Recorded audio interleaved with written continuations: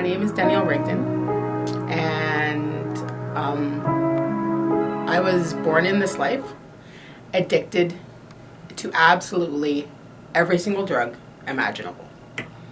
I weighed 1 pound 3 ounces. I was premature, weighed 1 pound 3 ounces, abandoned in the hospital, and I was there for 6 to 8 months recovering from addictions while I was in my mother's womb.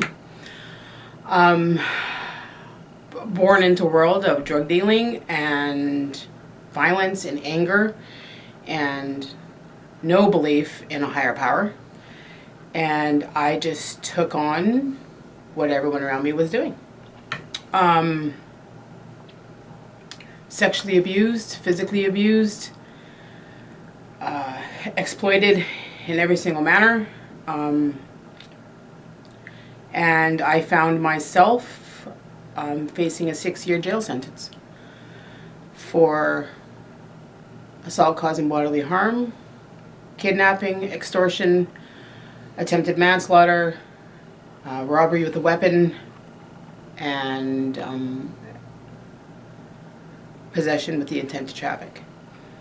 And I found myself at Surrey Pretrial, awaiting trial. And I heard of this group called W2, and what I really wanted at the beginning was just to get out of my jail cell and go visit with somebody, because I had absolutely no visitors, because my family really couldn't care less. And I was yearning something in my soul at the time. I didn't know what, but I was yearning something.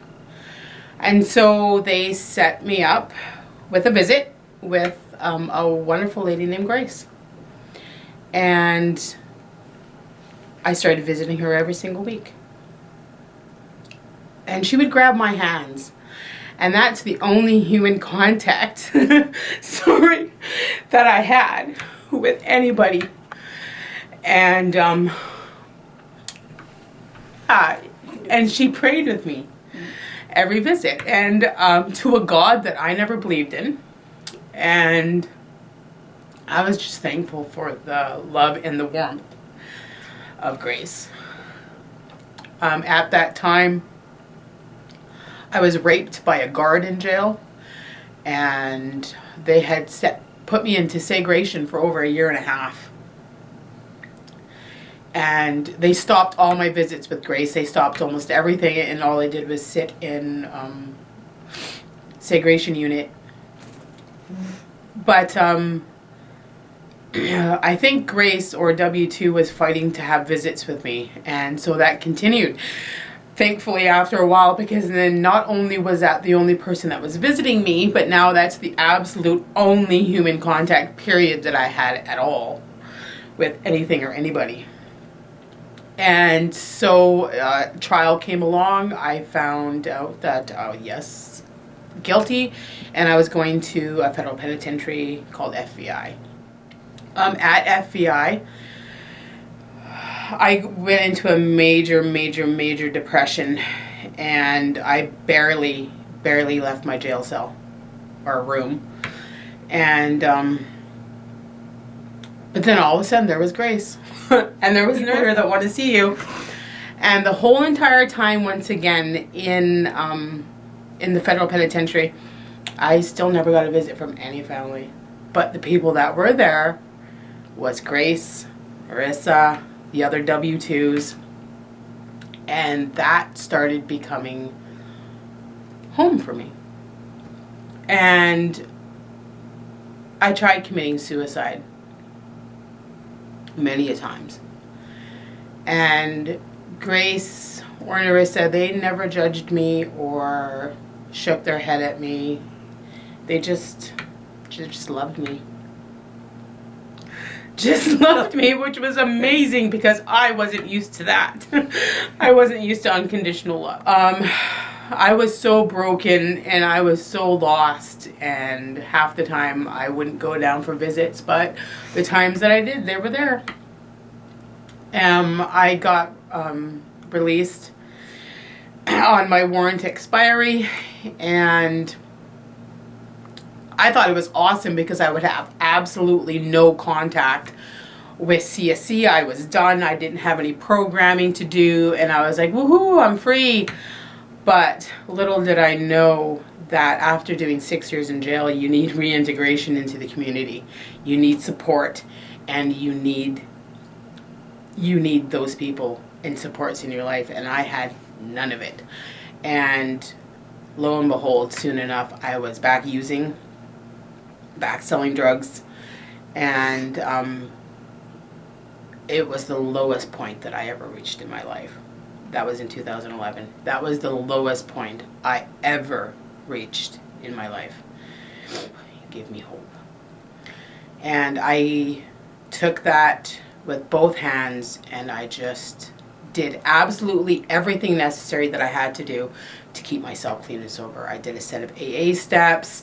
I went to meetings. I just kept on doing the next best thing, the next right thing. And before you know it, days added up, and days added up. And then Narissa contacted me through Facebook. And I remembered her in her red hat. And I remembered the grace that Grace gave me. And I was like, I'm going to connect with this lady. And once again, she didn't have to either, right? I'm done with jail. That was... And so it was like this unconditional love from these two women, and it was just, I didn't understand it and I didn't get it, but I was going to take it. Because I have no family, I have no mom, I have nothing that felt like home as when I had in those visits when I was in jail. And Narissa now is like a second mom to me. I come over to her house for Thanksgiving, for Easter, for Christmas. She was there when my boys were born. Undying gratitude, you have no idea, that I have for that. Just to be my friend, just to be someone that I call family, means the world to somebody like me that doesn't have any. And so now here I sit, only because of God's grace and mercy, almost coming up to 4 years clean and sober. I'm married, I've got 2 kids, I've got family, I'm starting my own business. I'm a great mom. I agree. You know, and that doesn't mean that life doesn't have its struggles, because life has its struggles.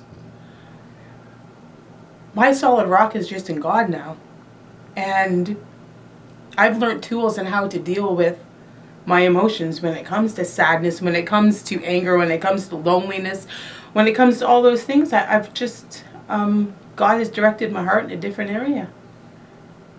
And I have people to be accountable to. I have a life. And for that, I'm grateful, thankful.